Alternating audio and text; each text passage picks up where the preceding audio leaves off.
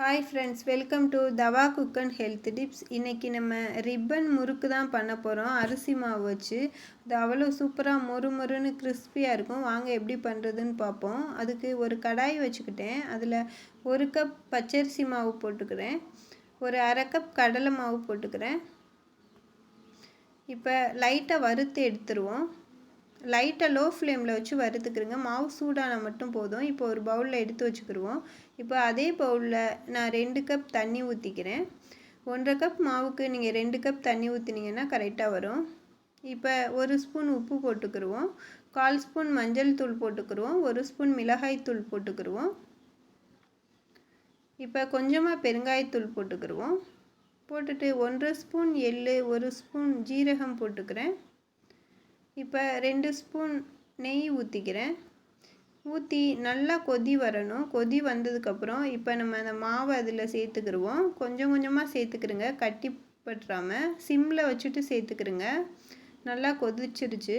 இது மாதிரி நீங்கள் மாவு நல்லா கொதிக்கிற தண்ணியில் மிக்ஸ் பண்ணி பண்ணிங்கன்னா உங்களுக்கு நீங்கள் பண்ணுற சேஃபில் அப்படியே வரும் நல்லா.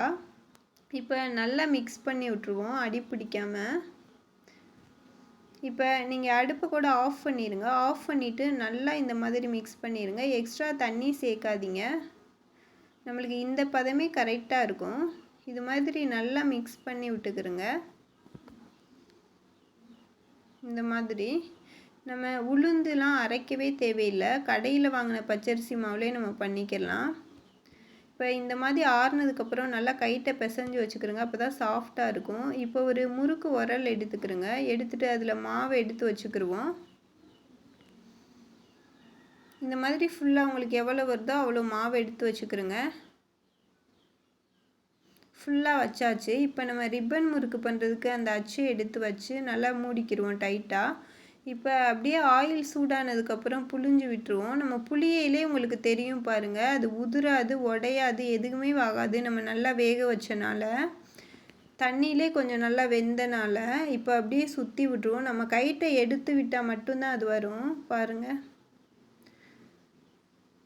அவ்வளவு நல்லா மொறு மொறுன்னு நம்ம உளுந்து சேர்க்காமையே சூப்பராக இருக்கும். ரிப்பன் முறுக்கு கடையில் வாங்குற மாதிரியே இருக்கும். இந்த தீபாவளிக்கு இது மாதிரி ஒரு டைம் செஞ்சு பாருங்கள். இப்போ பாருங்கள், நான் உடைக்கிறேன் பாருங்கள், எவ்வளோ கிறிஸ்பியாக இருக்குன்னு பாருங்கள், மொறு மொறுன்னு. இது 2 வீக்ஸ் நாங்கள் வச்சுருந்தோம். அப்படியே இருந்துச்சு மொறு மொறுன்னு சூப்பராக. இது மாதிரி செஞ்சு பாருங்கள் ஃப்ரெண்ட்ஸ். பார்த்துட்டு எப்படி இருக்குன்னு சொல்லிவிட்டு கமெண்ட் பண்ணுங்கள். மறக்காமல் நம்மளோட சேனலை சப்ஸ்கிரைப் பண்ணிடுங்க. அப்படியே பக்கத்தில் உள்ள பெல் ஐக்கானை கிளிக் பண்ணி ஆல் கொடுத்துருங்க. அப்போ தான் நம்ம போடுற வீடியோ எல்லாமே நோட்டிஃபிகேஷனில் வரும். தேங்க்ஸ் ஃபார் வாட்சிங்.